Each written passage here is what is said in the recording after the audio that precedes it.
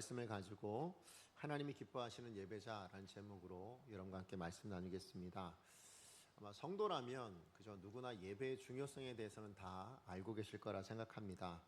하나님께 사람을 지으신 목적이 뭘까라고 했을 때 대요리문답, 소요리문답 다 일문일답이 뭐냐면 하나님을 영원토록 즐거워하고 또 그분을 영화롭게 하는 것이다 라고 이야기하죠. 이걸 다른 말로 이야기하면 예배다라고 하는 거예요. 다시 얘기하면 하나님이 창조하신, 사람을 창조하신 목적이 어디냐? 예배하게 하시기 위해서라는 것입니다. 그렇기 때문에 여러분 요한계시록에 보시면 우리가 이 땅에서만 예배할 것이 아니라 죽은 이후에 그 하나님의 나라에서 영원히 해야 될 사명이 있다라고 얘기하는데, 그 사명도 뭐라고 이야기하냐면 예배다라고 얘기해 주시거든요. 그래서 요한복음 4장에 예수님은 하나님께서 어떤 사람들을 찾는다라고 얘기하시냐면 영과 진리로 예배하는 자들을 찾으신다라고 그렇게 말씀해 주고 있습니다. 자, 그렇다면 예배하는 자들을 찾으시는데 그럼 그 예배는 어떤 예배여야 할까요? 다른 말로 이야기하면 하나님은 어떤 예배를 기뻐하실까요? 솔로몬의 1000번제처럼 정말로 수만 번, 수백 번 드리는 그런 예배 횟수가 하나님의 기쁨의 기준일까요? 아니면 정말 화려하게 의리의리하게 드려지는 어떤 그런 예배를 하나님 기뻐하시는 기준으로 삼겠는가? 물론 이것들이 중요하지 않다라는 건 아닙니다. 정말 우리가 매일매일 예배를 드리는 것도 중요하고 또 우리가 정성껏 드려서 정말 열심으로 드려진 예배도 중요하겠지요. 그러나 예배의 궁극적인 목적이 뭘까요? 예배의 궁극적인 목적은 하나님께 영광 올려드리는 것. 그래서 그 하나님이 우리 삶 안에서 하나님의 하나님 되심이 선포되는 거거든요. 다른 말로 얘기하면 하나님의 하나님 되심이란 하나님 우리의 창조자이십니다. 하나님 우리의 구원자이십니다. 하나님 우리를 다스려 주시는 통치자이십니다 라는 그 모든 것들을 우리가 선포하며 그것들을 또 누리는 것, 이게 바로 예배의 궁극적인 목적입니다. 그런데 그 예배는 우리 믿는 성도들만 그럼 그렇게 예배 드리는 걸 하나님 원하시냐? 그러지 않아요. 하나님은 이 세상에 있는 모든 사람들도 왜요? 하나님이 사람을 창조하신 목적이 뭐였다고요? 예배였다면 이 땅에 믿지 않는 자들을 통해서도 뭐예요? 하나님 그 예배를 받기를 원하신다고요. 그래서 선교가 뭘까요? 그 예배가 없는 지역에 예배가 있게 만드는 게 선교이지 않겠습니까? 그래서 마태복음 5장 16절 말씀에 이런 말씀이 있어요. 같이 한번 읽어보겠습니다. 시작. 이같이 너희 빛이 사람 앞에 비치게 하여 그들로 너희 착한 행실을 보고 하늘에 계신 너희 아버지께 영광을 돌리게 하라. 아멘. 성도는 어떤 사람이냐? 이 땅에 믿지 않는 사람들에게서도 뭐예요? 아버지께 영광을 올려드릴 수 있도록 하는 사람들, 그게 성도라는 것입니다. 이게 하나님이 기뻐하실 제사래요. 여러분 히브리서 13장 15절에 16절 말씀 같이 한번 읽어보겠습니다. 시작. 그러므로 우리는 예수로 말미암아 항상 찬송의 제사를 하나님께 드리자. 이는 그 이름을 증언하는 입술의 열매니라. 오직 선을 행함과 서로 나누어 주기를 잊지 말라. 하나님은 이 같은 제사를 기뻐하시느니라. 아멘. 하나님이 찬송의 제사를 기뻐하시겠죠. 그죠? 그런데 그것만큼이나 더 또 기뻐하시는 제사가 있는데 그게 뭐라고요? 선을 행함과 서로 나누어 주는 겁니다. 왜 그럴까요? 이 선을 행하고 나누어 주는 게 뭐 그리 대단하다고 그게 하나님 기뻐하시는 제사가 될까요? 그것이 아까 말씀드렸던 마태복음으로 보자면 그것으로 누구께 영광 올려드릴 수 있으니까 그 선을 행하는 내가 드러나는 것이 아니라 그 선을 행할 수 있도록 은혜 주신 하나님이 드러나서 그 하나님이 영광 받으실 수 있는 것이기 때문에 뭡니까? 그 제사를 하나님이 찬송의 제사만큼이나 우리 기뻐하신다라고 그렇게 말씀하고 있는 것이죠. 맞아요. 문제는 세상에 어느 교회도 예배 없는 교회는 없죠. 그죠? 예배 안 드리는 성도가 있겠습니까? 없습니다. 그런데 모든 교회가 다 예배를 드리고 모든 성도가 다 예배를 드리지만 중요한 것은 그 예배의 은혜가, 그 능력이 우리 성도 개개인의 삶 속에서 잘 나타나지 못하고 있다는 거예요. 그것이 뭐예요? 다른 어떤 세상 사람들로부터도 하나님께 영광 올려드려야 될 그 영광을 가리는 문제가 되고 장애물이 되기 때문에 그렇다라는 것입니다. 기독교 윤리 실천 운동이라는 단체가 있습니다. 1990년대부터요 한 3년에서 5년 사이에 이렇게 반복적으로 한 가지 주제를 늘 이렇게 리서치하고 조사하는 게 있는데 그 주제가 뭐냐면 한국 교회 사회적 신뢰도에 대한 조사를 했다고 합니다. 가장 최근에 발표한 게 이제 7번째로 2023년도에 조사한 것이었는데요. 그 결과가 좀 놀라웠습니다. 뭐냐면 우리나라 국민 중 4명 중에 3명이 무려 74% 되는 사람들이 한국 교회를 신뢰하지 않는다라고 그렇게 이야기했다고 합니다. 더 충격적인 건 교회에 대한 그 신뢰, 그러면 어떻게 회복해야 되겠냐라고 했을 때 꼽은 게 뭐냐면 봉사나 구제 활동을 더 열심히 해야 됩니다. 이게 아니었다라는 거예요. 윤리와 도덕을 실천해야 됩니다. 교회가. 그렇게 먼저 꼽았다라는 것이죠. 여러분, 이 통계가 우리 가운데 뭘 얘기해 주는 걸까요? 세상은요, 사람들은요, 우리가 이 예배의 자리에서 얼마나 많이 모여서 얼마큼 열심히 예배를 드리냐, 거기에 관심이 있다는 게 아니에요.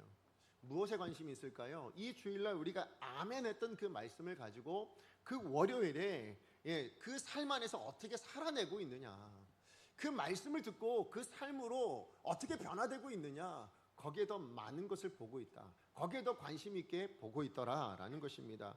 그렇게 이 주일에 이 예배당 안에서 예수를 따르는 거룩한 예배조로 우리가 예배 드리고 있지만, 정작 월요일 아침에 가정을 나서고 직장에 들어섰을 때에 예배 능력이 싹 사라져버리는 성도들, 수많은 예배를 드리지만 실제적으로는 아무런 그 삶에 영향을 미치지 못하는, 변화가 없는 그런 예배자들이 너무 많으니까 뭡니까?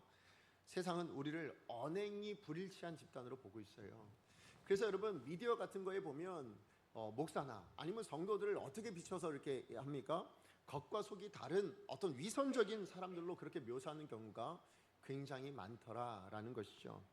그러므로 여러분, 하나님이 기뻐하시는 예배, 진정한 예배를 드리는 성도라면 그 예배가 내 삶에 직접적인 영향이 나타나야 된다고요. 그죠? 그것이 내 삶의 변화로 나타나야 된다라는 것입니다. 삶에 아무런 변화도 주지 못하는 예배라면 그런 예배를 아무리 많이 드렸어도 뭡니까? 그것은 그냥 습관적인 종교 행위에 불과하다라는 것입니다. 그런 예배를 하나님이 기뻐 받으시겠냐고요? 그럴 수 없다라는 것이죠. 하나님이 기뻐하시기는커녕 아예 받으시지도 않을 줄로 압니다. 오늘 본문을 보시면 수많은 예배를 드렸음에도 불구하고 삶에 전혀 변화가 나타나지 않는 사람들이 등장합니다. 그런가 하면 또 한편으로는 정말 진정한 예배자로서 그 삶 안에 어떤 은혜, 어떤 능력이 나타나는가를 보여주는 한 사람이 또한 등장합니다. 이 두 상반된 부류의 인생을 통해서 오늘 하나님께서 우리 가운데 주시는 메시지를 두 가지로 좀 여러분과 함께 나누길 원하는데요. 자, 첫 번째입니다. 오늘 첫 번째 메시지는 뭐냐면, 예배자는 자신을 하나님께 드려야 된다라는 거예요. 그럴 때 그 예배를 하나님 받으시고 그 예배가 우리 삶의 변화를 나타내게 될 줄로 믿습니다. 성도가 마땅히 드려야 될 궁극적인 영적인 예배는 뭐냐면, 내 삶을 거룩한 산제물로 드리는 겁니다. 로마서 12장 1절 말씀 같이 한번 읽어봅니다. 시작. 그러므로 형제들아, 내가 하나님의 모든 자비하심으로 너희를 권하노니 너희 몸을 하나님이 기뻐하시는 거룩한 산제물로 드리라. 이는 너희가 드릴 영적 예배니라. 여기 나오는 몸이 단순히 그냥 몸이 아니겠죠. 그죠? 뭘 얘기하는 걸까요? 이 몸으로 살아내는 삶을 이야기할 겁니다. 이 삶을 하나님이 기뻐하시는 거룩한 산제물로 드릴 수 있는 사람들, 그 예배가 뭐라고요? 그것이 우리가 드릴 영적인 예배다라고 이야기합니다. 다시 얘기하면, 우리가 하나님이 기뻐하실 만한 거룩한 산제물로 매일을 살아내지 못한다면 우리가 드리는 이 예배, 이 공예배를 아무리 열심히 드려도 이 예배는 진정한 예배일 수가 없다라는 거예요. 온전한 예배일 수가 없다라는 것입니다. 하나님이 보시기에는 우리는 온전한 예배자일 수 없다라고 말씀하고 있는 거죠. 우리 본문은 우리 지난주 24장 말씀에 이어서 이제 25장 시작하고 있죠. 근데 24장과 25장은 우리가 볼 때는 한 장 차이, 또 24장 마지막에서 25장 1절로 넘어오는 건 단 한 절 차이에 불과하지만, 그러나 역사적으로 본다면 이 한 절 안에요, 여러분, 이 한 장 안에 무려 2년이란 시간이 흘러갔습니다. 그래서 지난주 살펴봤듯이 벨릭스 총독이 유대인들의 마음을 엇고자 해서 뭐예요? 이 사도 바울이 아무런 죄가 없다라는 걸 알면서도 풀어주질 않아요. 헤롯궁에 그냥 구금해 둡니다. 근데 그렇게 세월이 흘려서 2년이 지난 어느 날, 그 당시에 로마의 황제였던 네로가 이 벨릭스 총독을 로마로 소환을 합니다. 그리고는 그 이스라엘을 통치할 새로운 총독을 보내는데, 그 이름이 오늘 본문에 보니까 베스도라고 이야기를 하고 있습니다. 자, 근데 이 신임 총독 베스도는 벨릭스와는 좀 다르게 자기가 맡은 총독직에 진심이었던 것 같아요. 그리고 맡은 총독직을 굉장히 성실히 했던 사람인 것 같습니다. 왜냐하면 그가 부임한 지 3일 만에 자신의 관할 지역이었던 이스라엘의 중심 도시였던 예루살렘으로 시차를 떠나고 있는 모습을 보게 됩니다. 1절 말씀 같이 한번 읽어보겠습니다. 시작. 베스도가 부임한 지 3일 후에 가이사랴에서 예루살렘으로 올라가니. 여러분, 원래 베스도는 로마에 거주하고 있었겠죠. 근데 이제 새로 이스라엘의 총독으로 부임을 받아서 그래서 로마에서부터 지금 가이사랴까지 온 겁니다. 근데 로마에서 가이사랴까지는 여러분 2,300km가 좀 넘게 떨어져 있어요. 그러니까 그 당시에는 배로 오게 되면 보름이 넘는 시간이 걸리는 그 거리입니다. 그런데 요즘 배가처럼 뭐 이렇게 크루즈거나 뭐 어마어마하게 큰 그런 배가 아니잖아요. 예, 그러니까 그 배를 타고 그 바닷길로 보름이 넘도록 왔어요. 그러면 좀 쉴만도 하겠죠. 조금 더 쉬었다가 할만도 한데 단지 하루 이틀 쉬고 나서는 뭐예요? 내가 관할 지역이 이곳인데 한번 둘러봐야지 하고는 가장 중심지였던 예루살렘으로 가이사랴에서 100km 정도 떨어져 있는 예루살렘으로 내려갔다라는 거예요. 시차를 떠났다라는 것이죠. 근데 이 시차를 통해서 베스도가 가지고 있던 목적이 뭐냐면 가장 먼저는 아마 내가 한번 둘러봐야지라는 부분도 있겠지만 또 하나는 뭐냐면 왜 그 첫 번째로 예루살렘을 갔을까요? 거기에 이 이스라엘의 유력자들이 거기 있었잖아요.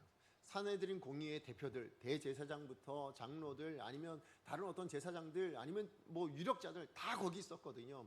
그러니까 그 사람들과 인사를 먼저 나눠야죠. 그죠? 왜냐하면 이스라엘 백성들에게 어떻게 보면 가장 영향력 있는 사람들이 그 사람들이니까 그 사람과 함께 인사 나누고 내가 이제 새로 왔다 하고 그렇게 인사를 나누게 되는 거죠. 자, 그런데 문제는 그렇게 베스도가 가서 이제 예루살렘을 돌아보기 전에 가장 먼저 누굴 만났냐? 바로 그 유력자들을 만났어요. 대제사장 만나고 높은 유대인들을 만났습니다. 근데 그 유대인들과 이 대제사장이 이 신임 총독 베스도를 만나자마자 가장 먼저 한 말이 뭐였을까요? 사도 바울을 이 예루살렘으로 좀 끌고 와달라는 거예요.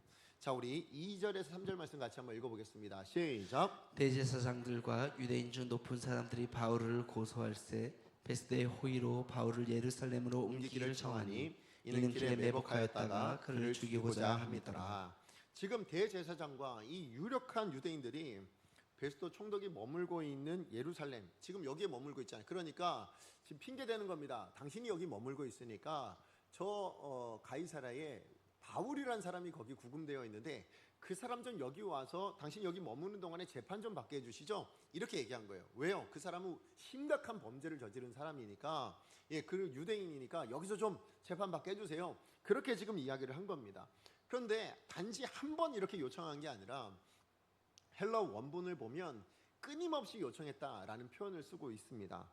근데 그 이유가 뭐냐? 왜 그렇게 끊임없이 이 예루살렘에 와서 재판받게 하기를 간청했는가? 이유가 뭐라고요? 오는 길에 재판받게 하는 게 아니라 오는 길에 암살하려고요.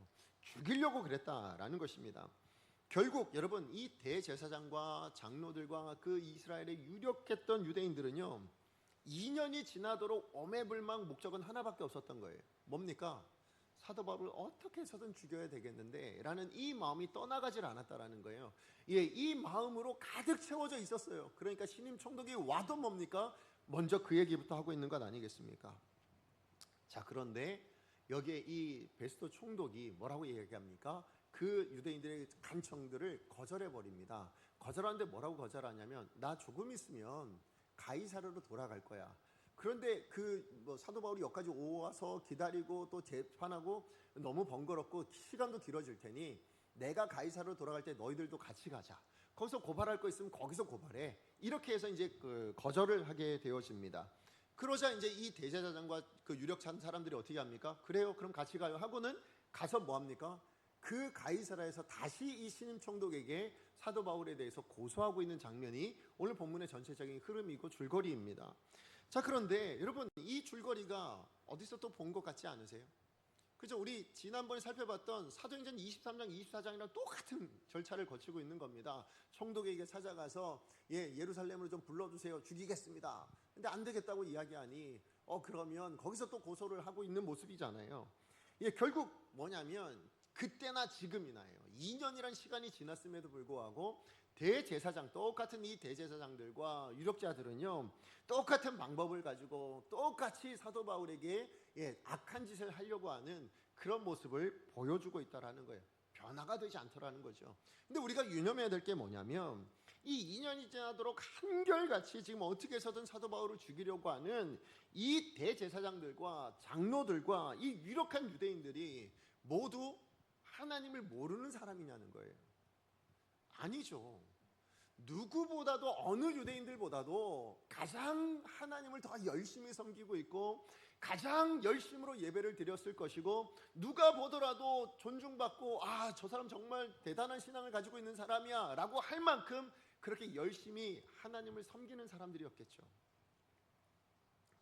게다가 여러분, 만약에 이 사람들이 일주일에 한 번 제사를 드렸다면, 그러면 2년 동안 몇 번이나 제사를 드렸을까요? 100여 번이 넘도록 제사를 드렸겠죠.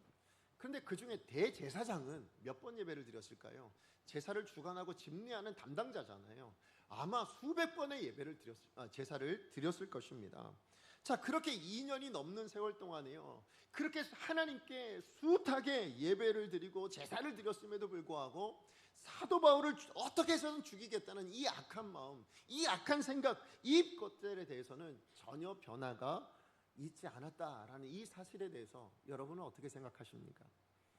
그들은 그렇게 소중히 여기는 그 예루살렘 성전에서요, 하나님의 말씀을 따라 그 누가 보더라도 흠이 없을 그런 제사를 숱하게 드렸을 거예요. 그리고 그 제사를 통해서 하나님 앞에 뭘 구했을까요? 여러분, 그 제사, 양을 죽이고 소를 죽이고 그래서 각을 뜨고 그렇게 해서 번제를 드리기도 하고, 그런 수많은 제사들을 하나님 앞에 드리면서 간구한 건 뭘까요? 하나님, 죄를 용서해 주십시오. 하나님의 긍휼을 구합니다. 하나님의 용서하심을 구합니다. 하나님의 사랑을 구합니다. 하나님의 은혜를 구합니다. 얼마나 많이 구했겠습니까? 그죠? 정말 얼마나 간절하게 구했겠습니까? 그럼에도 불구하고 그들의 마음에는, 그들의 생각에는, 그들의 인격과 삶에는 아무런 변화도 주지 못하는 그 모든 제사들, 그건 사람들이 볼 땐 뭐예요? 대단한 예배다 할 수 있어요. 아니, 어쩌면 예배드리는 당사자들도 뭡니까? 아마 흡족했을지 몰라요. 만족했을지 몰라요. 나 오늘 예배를 잘 드렸다. 그래, 내가 오늘도 예배를 드렸다. 만족할 수 있죠. 그러나 그 예배를 하나님은 어떻게 보셨겠냐고요. 하나님은 기쁘게 받으셨을까요? 아니, 그 예배를 받아나 주셨을까요? 저는 그러지 않았을 거라 생각이 돼요. 여러분, 구약의 제사는 오늘날 우리가 드리는 이 예배와 동일하다라는 것을 아실 것입니다. 그죠? 오늘날의 예배가 구약의 제사지요. 자, 그렇다면 우리 예배는 어떨까요? 오늘 우리가 드리고 있는 예배, 여러분, 여러분이 드리고 있는 이 예배는 어떤가요? 제가 강성교회 온 지 이제 6년이 다 돼가고 있습니다. 여러분과 함께 예배를 매주 한 번만 드렸다라고 생각을 해도 여러분, 300번이 넘는 예배를 제가 여러분과 함께 드리고 있습니다. 그 300번이 넘는 그 예배의 결과, 그것이 우리에게 어떤 변화로 나타났는가? 혹시 6년 전에도 미워했던 그 사람을 여전히 미워하고 계시고, 6년 전에 불의했던 그 삶의 방식을 여전히 그대로 고수하고 반복하고 그렇게 살아가고 있는 것은 아닌가? 우리 자신을 한번 돌아보셨으면 좋겠습니다.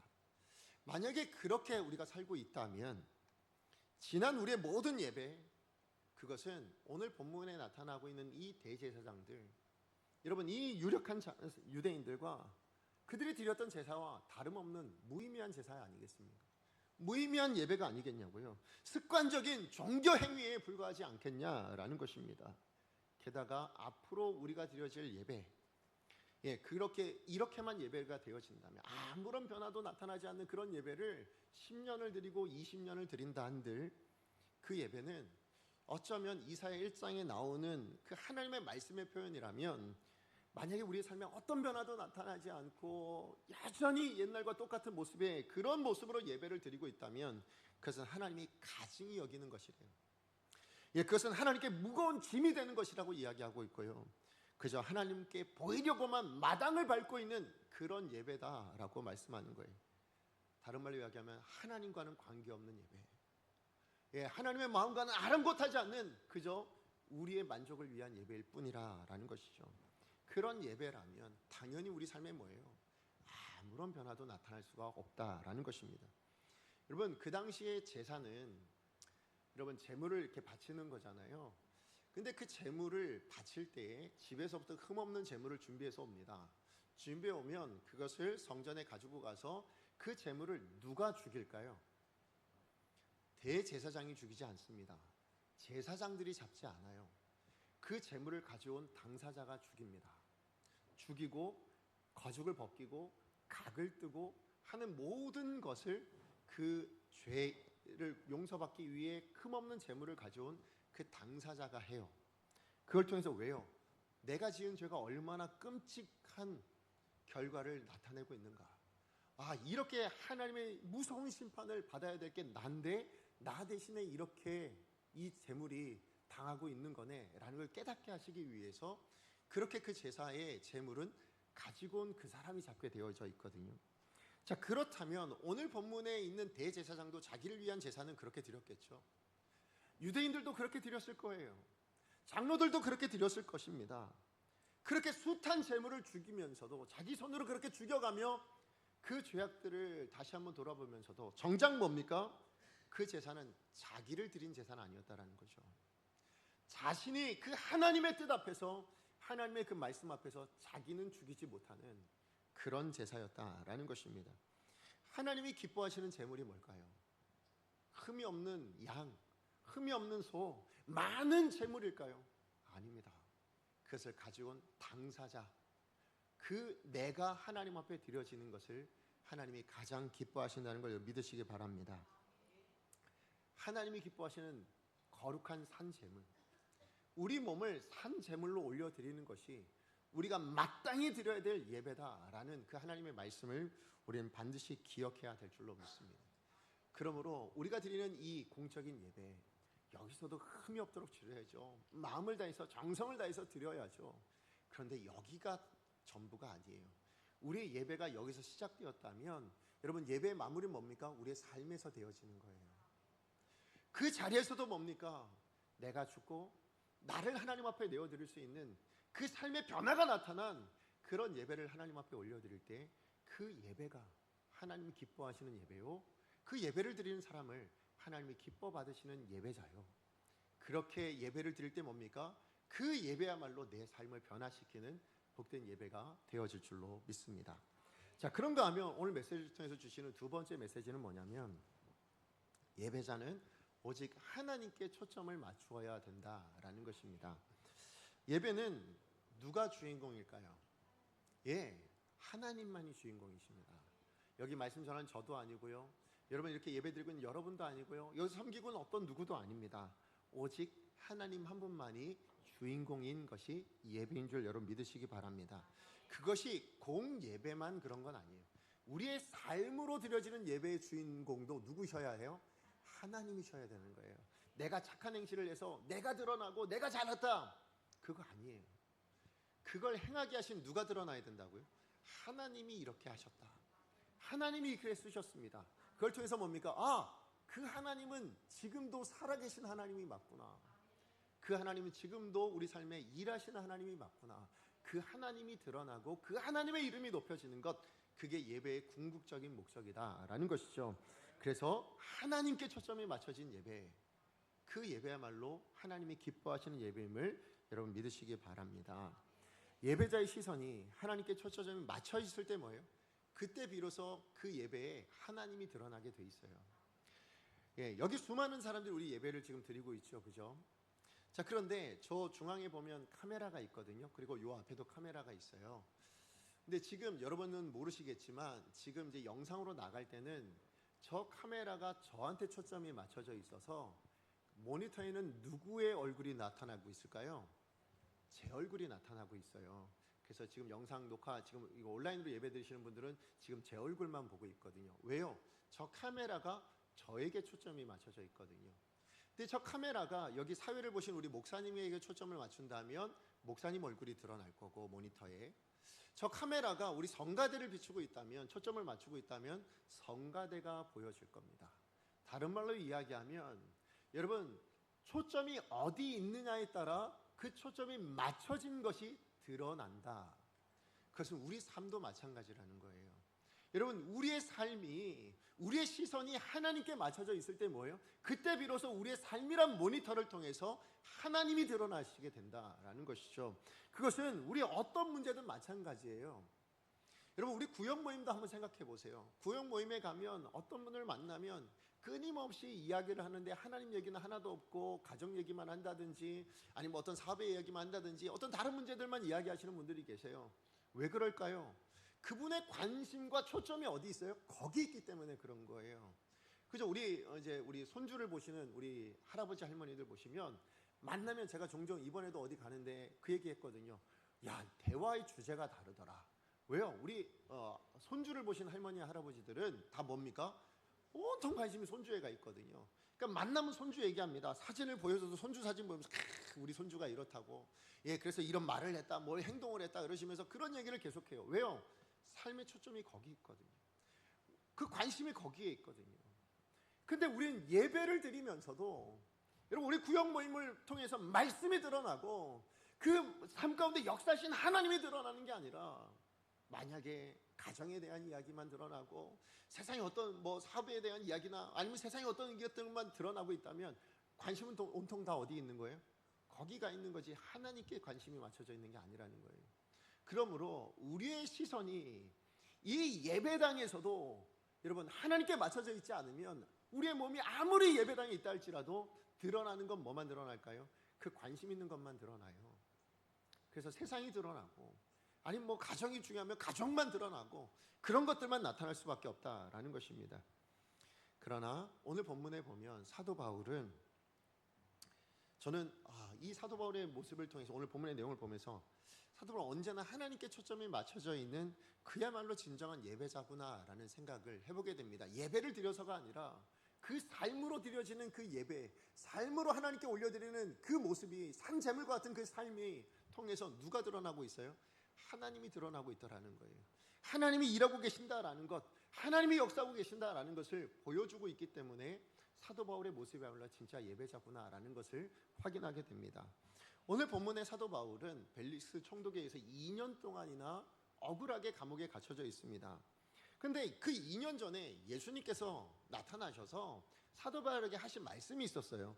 사도행전 23장 11절 말씀 같이 한번 읽어봅니다. 시작. 그날 밤에 주께서 바울 곁에 서서 이르시되 담대하라 내가 예루살렘에서 나의 일을 증언한 것 같이 로마에서도 증언하여야 하리라 하시니라. 예, 지금 뭐라고 말씀하셨어요? 뭐라고 약속하십니까? 너 여기서 복음 증거한 것처럼 어디에 가서도요?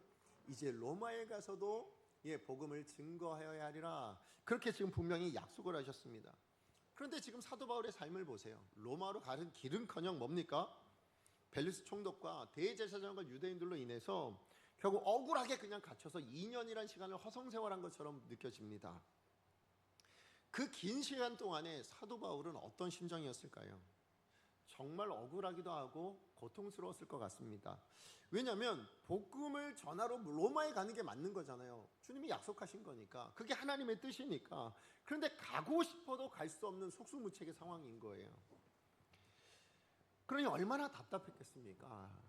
그러면서 하루하루 지날 때마다 사도 바울 뭐 했을 것 같으세요? 여러분이 사도 바울이라면 그 2년 시간 동안 뭐 했을 것 같으세요? 하나님 앞에 기도하셨겠죠. 그죠? 하나님이 저한테 말씀하신 건 로마로 가서 복음 증거하라 하신 거니까 하나님, 저 그러면 로마로 가야 되겠죠? 그러면 제가 지금 감옥에 갇혀서 못 가겠죠? 하나님, 이 감옥에서 풀어주셔서 하나님, 그래서 제가 로마로 갈 수 있게 해주세요. 그리고 그 로마에 가면 제가 생명을 바쳐서 그래서 제가 주의 복음을 증거하는 증거자가 되겠습니다. 그 사명을 감당하겠습니다. 하나님, 그러므로 지금 이 감옥에서 좀 보내주세요. 아마 그렇게 기도하지 않았을까요? 왜냐하면 사도 바울이 감옥에 갇힐 때마다 여러분 지나온 우리 말씀 생각해 보시면 감옥에 갇힐 때마다 하나님은 어떻게 역사하셨어요? 지진을 일으켜서 그래서 감옥문이 열리게 하셔서 나오게 하시든지 천사를 보내셔서 그래서 감옥에 나오게 하시든지 어쨌든 감옥에 나오게 하셔서 복음을 제대로 증거하도록, 그죠? 복음 증거하는 사명을 감당하도록 그렇게 놀라운 역사들을 풀어주셨잖아요. 베풀어 주셨기 때문에 그러니 사도 바울의 입장에서는 지금 이 순간에서도 하나님은 약속하셨다. 분명히 로마 가서 복음 증거하라 하셨으니까 그러니까 뭐라고 기도했을까요? 하나님, 그러므로 하나님의 약속의 말씀 붙들고 제가 기도합니다. 로마에 가야겠사오니, 아니 로마로 가도록 주님 말씀하셨사오니 이 감옥에서도 풀어주십시오. 그리고 제가 가서 열심히 복음 증거하겠습니다. 아마 이렇게 기도했을 거예요. 근데 그렇게 기도한 게 하루가 지나고 이틀이 지나고 한 달이 지나고 두 달이 지나고 한 해가 지나고 두 해가 지나도록 하나님은 묵묵부답이셨어요. 그죠? 어떤 응답도 나타나지 않아요. 그냥 2년이라는 시간이 그냥 훌쩍 지나가 버린 거죠.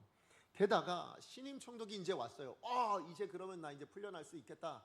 어떤 그런 하나님의 사인인가? 이런 생각을 했는데 똑같은 일이 일어나죠. 뭡니까?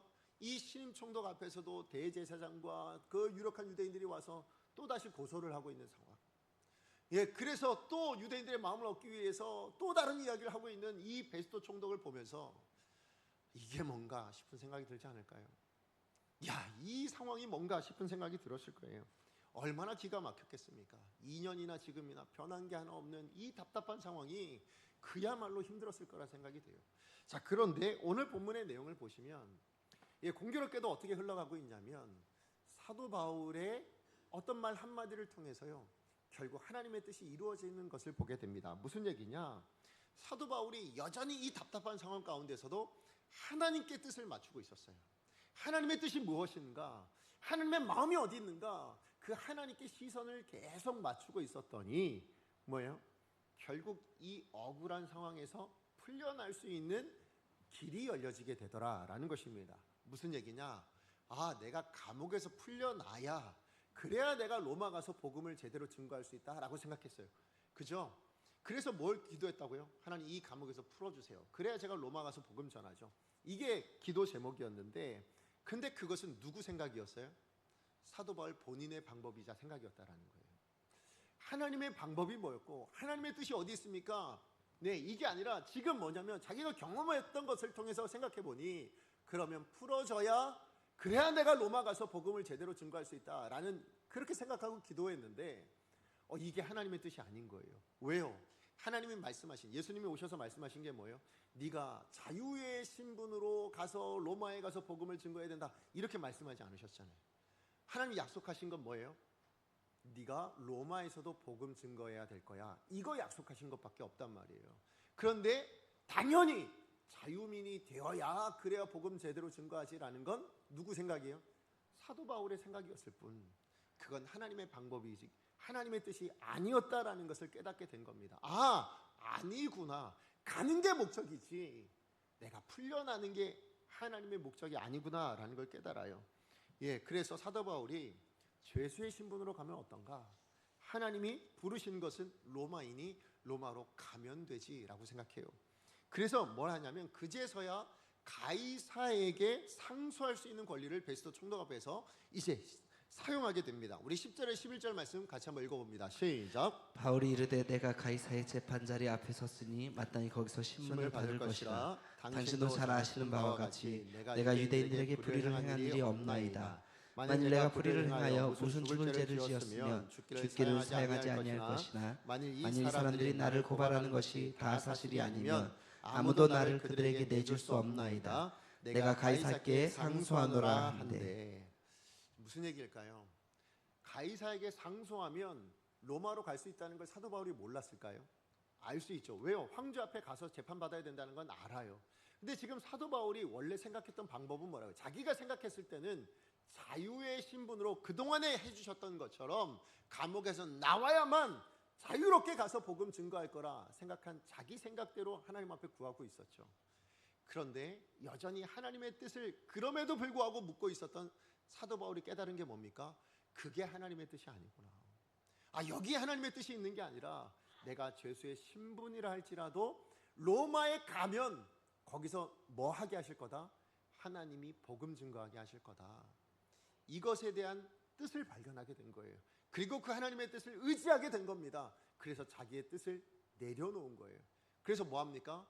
가이사에게 그동안 상소할 권리를 쓰지 않고 있다가, 왜요? 죄수의 신분으로 가는 건 아닐 거라 생각했으니까. 그런데 하나님의 뜻을 발견하니까 뭡니까? 그렇다면 쓰고 있는 거예요. 그래서 가이사에게 상소합니다. 제가 죄수의 신분으로라도 제가 가겠습니다 하는 것이죠. 맞아요. 근데 이 말씀에 대해서, 이 사도 바울의 결정에 대해서 이제 우리는 알고 있죠. 뭘 알고 있습니까? 그게 하나님의 뜻이 맞았다라는 걸. 그죠? 사도 바울은 어쩌면 몰랐을지 몰라요. 그래, 제수의 신분으로 가는 것, 거기까지만 어쨌든 생각하고 가이사에게 상소하는 걸, 그 권리를 사용했죠. 그런데 이 안에 하나님께서 얼마나 놀라운 역사를 담아 놓으셨는지 우리는 확인할 수 있습니다. 뭘까요? 만약에 오늘 본문에 그 대제사장과 유대인들이 처음 요구했던 것처럼 베스토의 호의를 따라 이 사도 바울을 만약에 베스토가 풀어줬다면, 정의를 따라 공의를 따라 그 법에 따라가 아니라 호의를 유대인들에게 베풀어서 그래서 사도 바울을 풀어줬다면 사도 바울은 어떻게 됐을까요? 오는 길에 암살당해 죽었을 거예요. 아니면 사도 바울이 기도했던 대로 하나님, 저를 자유롭게 이 감옥에서 풀어주십시오. 그러면 제가 로마 가서 복음을 증거하겠습니다 해서 풀려났다면 어떻게 됐을까요? 동일하게 암살단의 공격을 받아 죽었을지 모릅니다.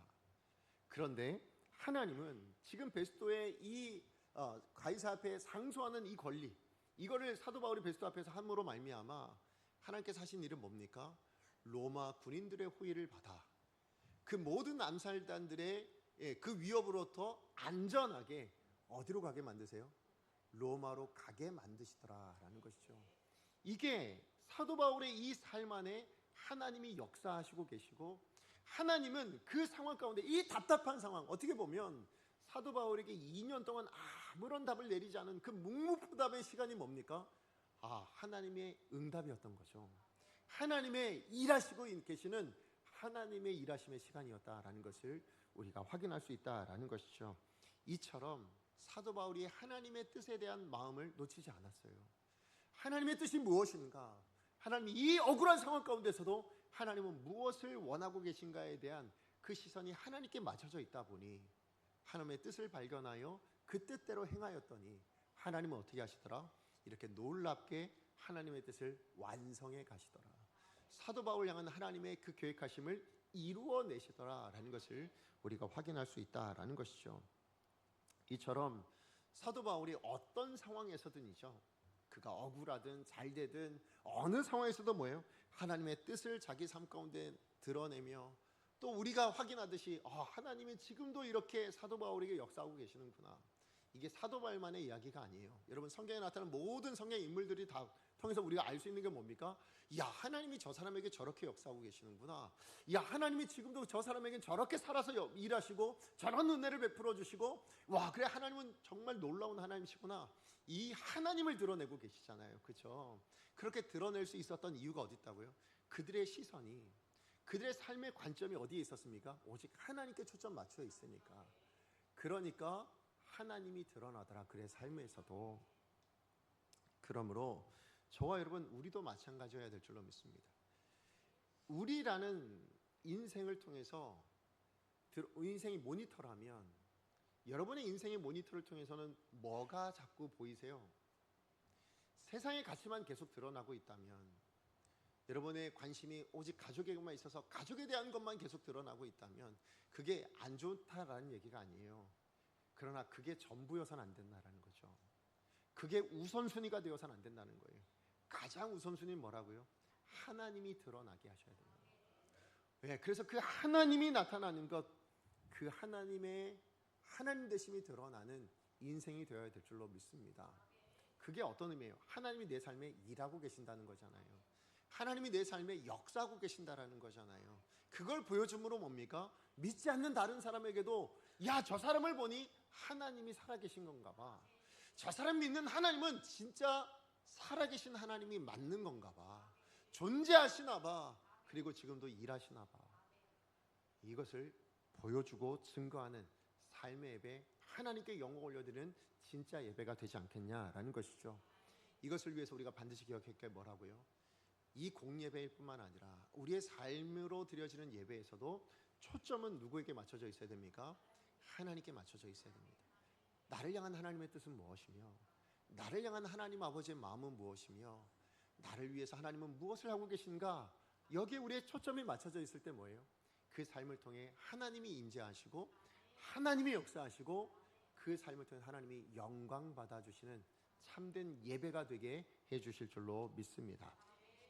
말씀의 결론을 맺습니다. 추석 연휴가 이제 시작됐죠. 예. 그래서 정말 귀하게 여러분들 이 자리에서 예배로 시작하시잖아요. 그죠? 세상 많은 사람들은 지금 저마다 중요한 자리로 갔어요. 예, 여행을 가신 분도 계시고 아니면 직장에 아직도 계신 분들도 계시고, 그런데 여러분은 이 자리에 예배 드리러 나오셨습니다. 문제는 이 예배로 시작하는 추석 연휴 한 주간에 여러분을 통해서 하나님이 드러나지 않는다면 오늘 이 예배도 어쩌면 헛것일 수 있어요. 그죠? 하나님이 여러분을 이 예배 자리로 부르셨단 말이에요. 목적이 어디 있을까요? 하나님의 뜻이 어디 있을까요? 이 추석 연휴를 통해서 만나는 우리 친지들에게, 우리 가족들에게 여러분의 삶을 통해서, 여러분의 모습을 통해서 누가 보이길 원하셨을까요? 하나님이 보이길 원하셨을 거예요. 예, 그래서 그 친지들과 가족들도 하나님을 바라보고 똑같이 그 하나님께 예배하며, 네가 믿는 하나님, 살아계신 하나님 맞네. 나도 그 하나님을 믿어볼까? 나도 그 하나님의 말씀대로 좀 살아나야 되겠네. 이런 도전을 줄 수 있어서, 그래서 모두가 함께 하나님께 영광 올려드릴 수 있는, 그죠? 그렇게 하나님의 기쁘시게 드릴 수 있는 제사를 드릴 수 있는 그런 저와 여러분의 삶이 되기를 하나님 원하셔서 오늘 이 예배 자리로 부르신 줄로 믿습니다. 그러면 어떻게 예배하면 된다고요? 오늘 이 자리에서 나를 좀 죽이셔야 합니다. 이 예배에서 나를 하나님께 드려야 돼요. 내 생각이나 내 판단이나 그거 다 내려놓으시고요. 그리고 누구에게 초점 맞추시라고요? 하나님께 초점 맞춰서 하나님 뜻이 무엇일까요? 오늘 이 친지들과 만나면 하나님 내게 뭘 원하실까요? 이걸 물으시는 거예요. 그렇게 살아내시면 뭐예요? 그 삶이 예배가 되게 하실 거예요. 왜요? 하나님이 임재하실 테니까. 그 삶에 하나님이 역사하실 테니까. 그렇게 우리를 통해 하나님의 영광이 우리가 만나는 모든 분들과 함께 올려드릴 수 있는 그런 진짜 예배가 되어질 줄로 믿습니다. 그러므로 오늘 이 시간뿐만 아니라 여러분이 주어진 삶의 자리에서도 예배 드린다라는 예배자의 심정으로 그렇게 살아내셔서 하나님께 영광이 되고 하나님의 임재와 하나님의 은혜를 함께 누리며 살아가는 이 귀한 한 주간에 행복한 추석 되어지기를 간절히 축복합니다. 이 말씀 기억하며 함께 찬양하겠습니다. 예, 우리 함께 부를 찬양은 가사 생각하시면서 여러분의 신앙 고백으로 불렀으면 좋겠습니다. 완전하신 나의 주, 의의 길, 하나님이 정말 기뻐하시는 길로 인도해 주십시오. 행한 모든 일이 하나님께 영광이 되어지길 원합니다. 다 경배합니다. 예배합니다. 찬양합니다. 주님만 날 다스려 주셔서 나는 좀 죽고 하나님이 나타나는 그런 예배, 그래서 주님 홀로 영광 받으시는 그런 한 주간 이 추석 연휴 되게 하여 주시옵소서란 마음으로 함께 찬양합니다.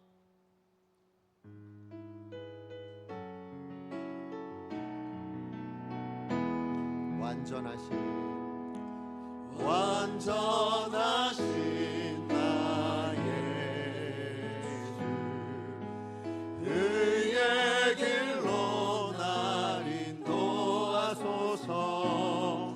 행하신 모든 일 주님의 영광 다 경배합니다. 다시 한번 고백할까요? 완전하신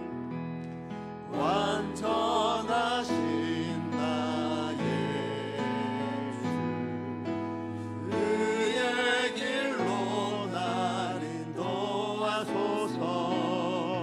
행하신 모든 일 주님의 영광 다 경배합니다. 예배합니다. 찬양합니다. 주님만 날 다스리소서. 예배합니다. 찬양합니다. 주님 홀로 높임 받으. 다시 한번 고백합니다. 예배합니다. 우리의 삶으로도 주님을 노래하길 원합니다. 찬양합니다. 주님만, 오직 주님만 날 다스리소서. 예배합니다. 찬양합니다. 오직 주님 홀로 높임 받으소서.